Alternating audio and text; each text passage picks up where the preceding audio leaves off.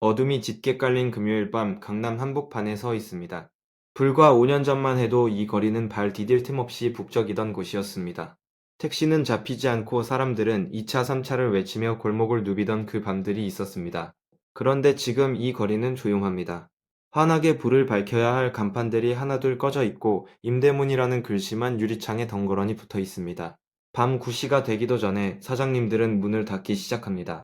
2024년 한 해에만 폐업한 자영업자가 무려 100만 명을 넘어섰습니다. 대한민국 역사상 처음 있는 일입니다. 그 중에서도 가장 처참하게 무너진 곳이 바로 유흥업계입니다. 호프집은 2022년 대비 2024년 사이 전국에서 13.6%가 사라졌습니다. 노래방도 58% 감소했습니다. 간이주점은 2년 만에 365개가 사라지며 33.8%가 증발해버렸습니다. 룸살롱과 나이트클럽 등 고급 유흥업소 매출도 2024년 5,307억 원으로 3년 만에 처음으로 하락세로 돌아섰습니다. 이건 그냥 경기가 나쁜 게 아닙니다. 무언가 거대한 것이 끝나가고 있다는 신호입니다. 오늘 이 영상에서는 대한민국 유흥가가 왜 이렇게까지 무너졌는지 그 뿌리를 끝까지 파헤쳐 보겠습니다. 왜 사람들이 더 이상 밤거리로 나오지 않는지 여러분과 함께 생각해 보고 싶습니다. 시작은 코로나였습니다. 2020년 전국을 덮친 감염병은 유흥업소를 가장 먼저 문 닫게 했습니다. 수도권 유흥업소 1만 5천 개가 영업금지 처분을 받았습니다.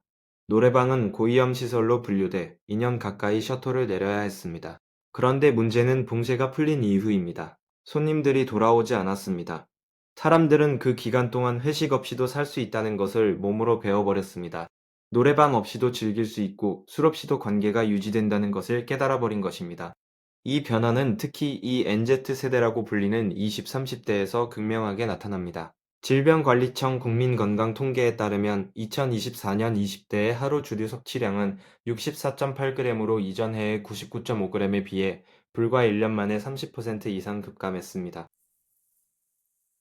놀랍게도 이는 60대 어르신들의 하루 주류 섭취량 66.8g보다도 낮은 수치입니다. 20대가 60대보다 술을 덜 마시는 나라가 된 것입니다. 회식 문화도 완전히 바뀌었습니다. 1차 식사 후 9시에 끝내는 것이 이제는 새로운 표준이 되었습니다. 한 식당 사장님은 요즘은 9시 되면 사장님이 먼저 나가라고 눈치를 준다고 할 정도입니다. 상사가 강요하는 2차, 3차 술자리 문화는 이제 직장 내 괴롭힘으로 인식되기 시작했습니다.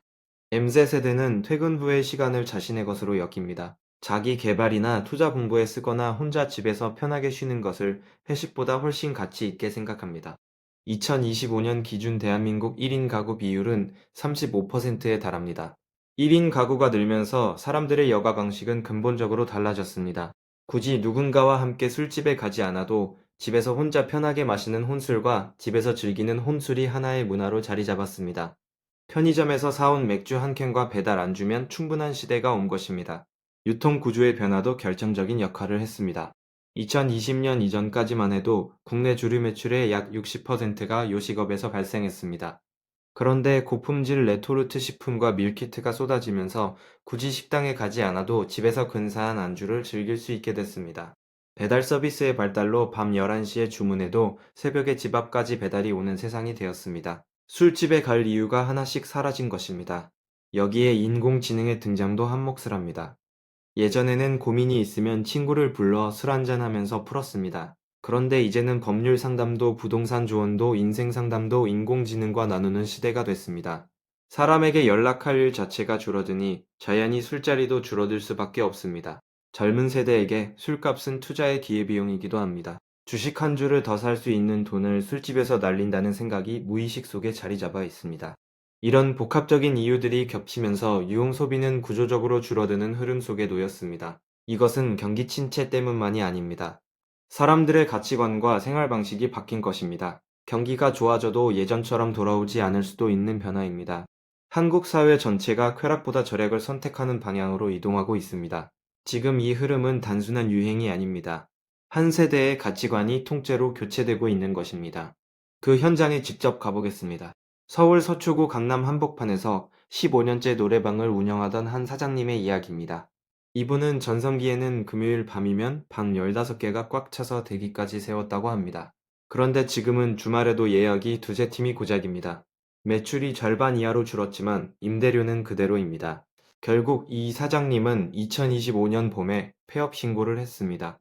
15년 동안 쌓아온 것들이 문 하나를 닫으면서 사라졌습니다. 룸살롱이 밀집했던 강남 역삼동 일대도 상황은 마찬가지입니다. 예전에는 평일에도 법인카드를 들고 온 회사원들로 가득 찼던 골목이 지금은 한산합니다. 2024년 유흥업소에서 사용된 법인카드 결제액이 5,962억 원으로 전년 대비 4.5% 감소했습니다. 여전히 6천억 원에 가까운 규모지만 줄어드는 흐름은 막을 수 없습니다. 그중 룸살롱에서만 3,200억 원이 사용되었는데 이 숫자가 해마다 낮아지고 있다는 게 핵심입니다. 지방 유흥가의 사정은 더욱 처참합니다. 인구 감소가 심각한 지방도시의 밤거리는 이미 유령도시처럼 변해가고 있습니다. 부산의 한 유명 술거리는 예전에는 주말마다 인파로 넘쳤지만 지금은 새 집 건너 한 집꼴로 임대문이 현수막이 걸려 있습니다. 서울 여관과 모텔도 사정은 비슷합니다. 국세통계 정보에 따르면 서울 여관과 모텔 운영 사업자 수는 2019년 2,058명에서 2024년 1,469명으로 5년 만에 30%나 줄었습니다. 요새 누가 모텔 가냐는 말이 빈말이 아닌 시대가 된 것입니다. 골프장도 예외가 아닙니다. 2024년 골프장 입장 인원은 1,651만 명으로 2022년부터 3년 연속 감소세입니다.